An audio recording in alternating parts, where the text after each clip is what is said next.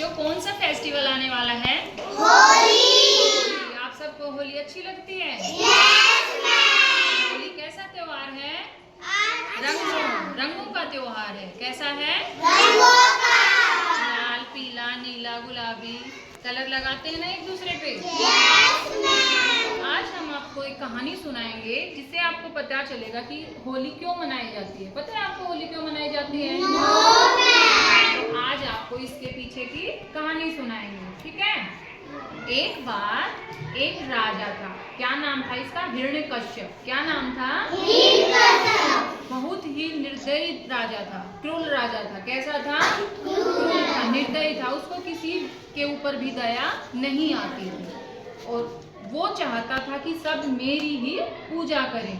मैं ही सर्वशक्तिमान हूँ, मेरी ही सब पूजा करें। लेकिन उनका एक बेटा था जिसका नाम था प्रहलाद। क्या नाम था? प्रहलाद। प्रहलाद विष्णु भगवान की पूजा करता था। किसका भक्त था?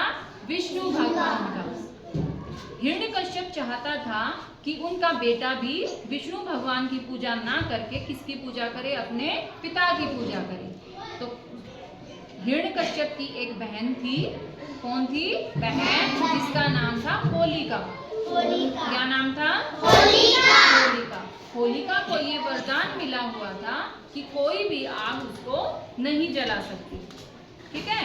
तो हिरण्यकश्यप ने एक उपाय सूझा और प्रहलाद को अपनी इसकी क्या लगी ये होलिका बुआ जी, तो इसके गोद में बिठाकर आग में बिठा दिया कि अगर भगवान विष्णु इस धरती पर हैं सर्वशक्तिमान तो प्रहलाद को बचाने जरूर आएंगे, नहीं तो प्रहलाद इस आग में जलकर भस्म हो जाएगा।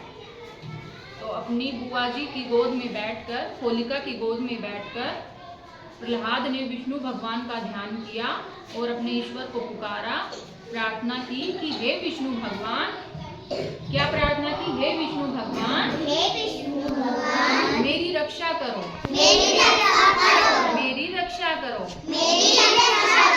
तो भगवान विष्णु प्रहलाद की भक्ति से बहुत खुश थे, तो वे प्रकट हुए और प्रहलाद को आग में जलने से बचा लिया और होलिका आग में जलकर क्या हो गई? भस्म हो गई। तो हिरण्यकश्यप को प्रहलाद की भक्ति समझ में आ गई और अपने बेटे पर बहुत गर्व महसूस किया। हिरण्यकश्यप का जो घमंड था सर्वशक्तिमान होने का, वो चूर चूर हो गया। हाँ जी। तो इस कहानी से हमें क्या शिक्षा मिलती है? क्या शिक्षा मिलती है? कि बुराई पर हमेशा अच्छाई की जीत होती है। क्या शिक्षा मिलती है बताओ? जीत होती है। किसकी जीत होती है? अच्छाई की। हाँ, जो बुराई होती है वो चाहे कितनी भी सर्वशक्तिमान हो, कितनी भी शक्ति हो, लेकिन अच्छाई के आगे वो जीत नहीं सकती है। अच्छे इंसान के आगे बुरा इंसान हमेशा हार मानता है।